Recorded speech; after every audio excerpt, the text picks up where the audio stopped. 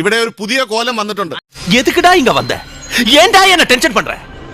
എങ്കോ பார்த்தாலும் ദാരിദ്ര്യത്തെ നിർമ്മാർജ്ജനം ചെയ്യാൻ ഒരു സംസ്ഥാന സർക്കാരിന്, ഒരു മിനിറ്റ് ഞാൻ പോസിറ്റീവായിട്ട് പറയണേ, ഒരു സംസ്ഥാന സർക്കാരിന് അവകാശമുണ്ട്.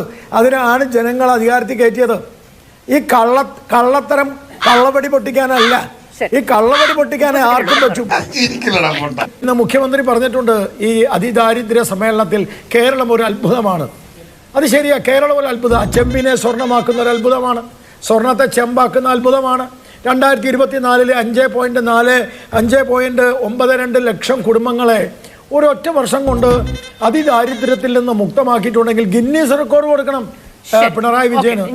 കേരളത്തിലെ പട്ടിണി പാവങ്ങൾ കേരളത്തിൽ ഉണ്ടാവാതിരിക്കാൻ നരേന്ദ്രമോദി സർക്കാർ കൊടുക്കുന്ന അന്നപൂർണ പദ്ധതി പ്രകാരം ലക്ഷക്കണക്കിന് കുടുംബങ്ങൾക്ക് മഞ്ഞ കാർഡ് റിപ്പോർട്ടിന്റെ അടിസ്ഥാനത്തിൽ നിർത്തലാക്കപ്പെടും. അതിദാരിദ്ര്യം ഇല്ലാതാകുമ്പോൾ അതിദാരിദ്ര്യർക്ക് കൊടുക്കുന്ന മഞ്ഞക്കാട് അരി ഇല്ലാതാവും. കേന്ദ്രം കൊടുക്കില്ല, കാരണം ആ അരി എടുത്ത് വേറെ സംസ്ഥാനത്ത് കൊടുക്കും. ഇത് തന്നെയാണ് ഉണ്ടാവാൻ പോകുന്നത്. ഇതൊക്കെ എന്റെ തലയിലാവൂലോ? അതെങ്ങനെ നിന്റെ തലയിലാവണം? പിന്നെ നീ കയറിയേക്കോ? അതിന്റെ ഒരു കുറവ് മാത്രമേ. ഗവൺമെന്റിന്റെ കാശെന്ന് വെച്ചാൽ ഇന്ത്യയിലെ RSSന്റെ സർസംഘചാലകന്റെ തറവാട്ടിൽ നിന്ന് അദ്ദേഹത്തിന്റെ മുതുമുത്തശ്ശന്മാർ മുത്തശ്ശിമാർ കണ്ടെത്തി കൊടുത്ത കാശാണോ? അല്ലല്ലോ. അതല്ല, തലക്കോളം കിറക്കഞ്ഞ മനുഷ്യന്മാർ ഇങ്ങനെ കാണിച്ചു കൊടുക്കും.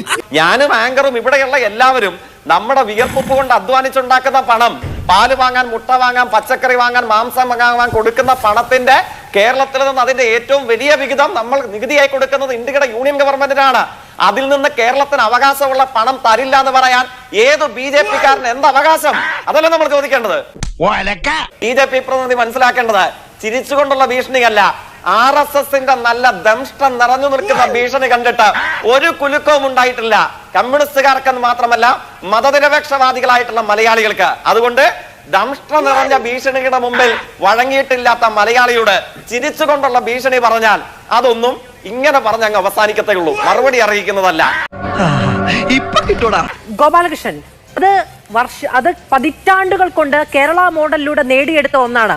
51% ദാരിദ്ര്യത്തിൽ ജീവിക്കുന്നുവെന്ന് നീതി ആയോഗ് വിലയിരുത്തിയ ബീഹാറിന്റെ അവസ്ഥകളോട് താരതമ്യം ചെയ്തുകൊണ്ട് കേരളത്തിലുള്ള മനുഷ്യർ അവരുടെ ജീവിത നിലവാര സൂചികയെ അളന്നു വെച്ചിട്ട് കേന്ദ്രത്തിന്റെ സഹായം ലഭ്യമാക്കണമെന്ന് അവകാശപ്പെടുന്നത് ബാലിശമാണ്. ഇതിന് ഉത്തരം പറയാം.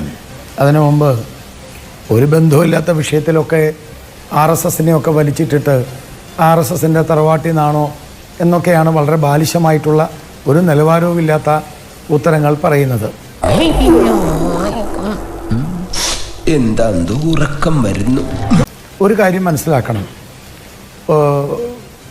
ഒരു സമൂഹത്തിൻ്റെ, ഒരു സംസ്ഥാനത്തിൻ്റെ സാമൂഹ്യ സ്ഥിതിയെ അളന്നുകൊണ്ടാണ് കേന്ദ്ര ഫണ്ട്, ഫെഡറൽ സംവിധാനത്തിൽ കേന്ദ്ര ഫണ്ട് വിഭാവനം ചെയ്യുന്നത്. അതല്ലാതെ ഒരു സംസ്ഥാനത്തെ ഇത്ര ആളുകൾ നികുതി കൊടുത്തു, അതനുസരിച്ച് ഞങ്ങൾക്ക് പൈസ തരണം എന്ന് പറയുന്നത് ഒന്നുകിൽ വിവരമില്ലായ്മ, അതല്ലെങ്കിൽ ആ കാര്യത്തെക്കുറിച്ചിട്ട് കൃത്യമായിട്ടുള്ള ബോധ്യമില്ലായ്മ. ഇത് രണ്ടും ഉണ്ടാവാൻ സാധ്യതയുണ്ട്. കാരണം ഇന്ത്യ ഭരിക്കാനോ ഇന്ത്യ ഗേറ്റിൻ്റെ 7 അയലോക്കത്ത് നിൽക്കാനോ യോഗ്യതയില്ലാത്ത പാർട്ടിയുടെ ആളുകളാണ് ഈ വാദങ്ങളൊക്കെ പറയുന്നത്. അവർ AKG സെൻറ്ററിൻ്റെ തറവാട്ടിൽ നിന്ന് കൊണ്ടുവരുന്ന ഫണ്ടാണ് കേന്ദ്ര ഫണ്ട് എന്നവർ ധരിക്കുന്നതാണ്. അല്ലെങ്കിൽ അമ്മായിയച്ഛനും മരുമോനും കൂടി സംഘടിപ്പിക്കുന്നതാണ് ഈ കേന്ദ്ര ഫണ്ട് എന്നൊക്കെ ധരിക്കുന്നത് കൊണ്ട് അങ്ങനെ സംസാരിക്കുന്നതാണ്. ഇതിനൊന്നും കൊള്ളുകയില്ലെന്ന് നീ വീണ്ടും വീണ്ടും തെളിയിച്ചിരിക്കുകയാണ് എന്റെ. അതിനും പറയുന്നുണ്ട് RSSന്റെ വീട്ടിൽ നിന്ന് കൊണ്ടുവരേണ്ട. പണ്ട് തിരുവനന്തപുരത്തിലെ വിമാനത്താവളത്തിന് വില ചോദിച്ച ചങ്ങാതിയാണ് ഇയാൾ. അയാളൊരു 1.5 മാസം മുമ്പ് നമ്മുടെ CPMന്റെ ഇവിടുത്തെ പ്രതിനിധി 1.5 മാസം മുമ്പ് പറഞ്ഞത് PM ശ്രീ പദ്ധതി RSSന്റെ അങ്ങ് തറവാട്ടിലെ ഉത്തരത്തിൻ്റെ മുകളിൽ കൊണ്ടുവച്ചാൽ മതി എന്നാണ്.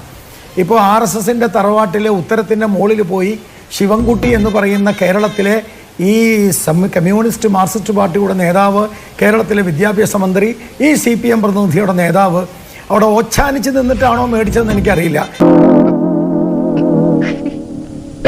എന്തായാലും ആ ഉത്തരത്തിൽ നിന്ന് എടുത്തിട്ട് വന്നു.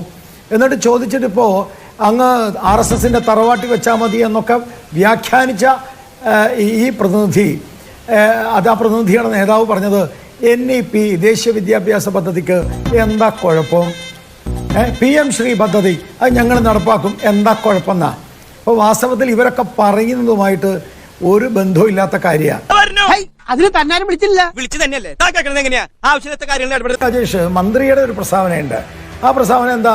ഈ 64,000 ആളുകളെ കണ്ടെത്തിയത്, അവർക്ക് രേഖകളൊന്നുമില്ല, ഒരു രേഖയില്ലാത്ത ആളുകളാണ്. അപ്പോൾ ഒരു രേഖയും ഇല്ലാത്ത അതിദാരിദ്ര്യത്തിൽപ്പെട്ടവരാണ്. ആ ദാരിദ്ര്യത്തിൽപ്പെട്ടവരെ എങ്ങനെയാണ് കണ്ടെത്തിയത്? അത് പറയുന്നത് ഇപ്പൊ നേരത്തെ മാധു പറഞ്ഞല്ലോ, 40 ലക്ഷോ മറ്റോ ആളുകൾക്ക് അവര് ട്രെയിനിങ് കൊടുത്തു. 4 ലക്ഷം പേർക്ക് ട്രെയിനിങ് കൊടുത്തു. ആ 4 ലക്ഷം പേർക്ക് ട്രെയിനിങ് കൊടുത്തത് ഒരു രാജീവ് എന്ന് പറയുന്ന ആൾ പറയുന്നത് അയാൾ ഒറ്റക്കാണ് കൊടുത്തു എന്നാ. വല്ലതും പറ്റിയ ആ സൈറ്റിൽ വന്നിട്ടുണ്ട്. ഇനി റേഷൻ കാർഡ് ഇവർ കൊടുത്തു എന്ന് പറഞ്ഞല്ലോ. അതിദാരിദ്ര്യം 64,000 നിന്ന് മുക്തി വേണമെങ്കിൽ റേഷൻ കാർഡ് വേണമല്ലോ. ഒരു രേഖയില്ലാത്ത ആളല്ലേ, ഒരു രേഖയില്ലാത്തവരാണ് ഈ 64,000. വ്യവസായ മന്ത്രിയുടെ അതിൽ കാണാനുള്ളത് ഏതാണ്ട് 5,136 റേഷൻ കാർഡ് കൊടുത്തു എന്നാ 2021 ശേഷം. ഇവരുടെ വേറൊരു സൈറ്റിൽ കാണുന്നത് 2,320 റേഷൻ കാർഡ് കൊടുത്തു എന്നാ. അപ്പൊ 64,000 ആളുകൾക്ക് റേഷൻ കാർഡ് കൊടുത്തോ? കാരണം ഒരു രേഖയില്ലാത്ത അതിദാരിദ്ര്യത്തിൽപ്പെട്ട ആളുകൾക്ക് പിന്നെയും നീ നോൺസെൻസ് സംസാരിച്ചാൽ ഞാൻ കടുത്ത രീതിയിൽ പ്രതികരിക്കും. ഇനിയും കാര്യങ്ങൾ ചെയ്യണമെങ്കിൽ, ഒരു മിനിറ്റ്, കാര്യങ്ങൾ ചെയ്യണമെങ്കിൽ ഇതൊക്കെ വേണമല്ലോ. അപ്പോൾ വാസ്തവത്തിൽ ഞാൻ പറയാൻ ആഗ്രഹിക്കുന്നത്, വളരെ വളരെ കൃത്യമായി പറയാൻ ആഗ്രഹിക്കുന്നത്, തെരഞ്ഞെടുപ്പിന്റെ തട്ടിപ്പായിട്ട് അതിദാരിദ്ര്യത്തെ തുടച്ചു നീക്കിയെന്ന് പറയണ്ട. അതിദാരിദ്ര്യത്തെ നിർമ്മാർജ്ജനം ചെയ്യാൻ ഒരു സംസ്ഥാന സർക്കാരിന്, ഒരു മിനിറ്റ് ഞാൻ പോസിറ്റീവായിട്ട് പറയണേ, ഒരു സംസ്ഥാന സർക്കാരിന് അവകാശമുണ്ട്. അതിനാണ് ജനങ്ങൾ അധികാരത്തിൽ കയറ്റിയത്. ഈ കള്ളത്തരം കള്ളവടി പൊട്ടിക്കാനല്ല, ഈ കള്ളവടി പൊട്ടിക്കാനേ ആർക്കും പറ്റും. എന്റെ പൊന്നോ വേണ്ട. കിട്ടി പലിശ സഹിതം കിട്ടി. തൽക്കാലം ഇത്രയും മതി. വരട്ടെ.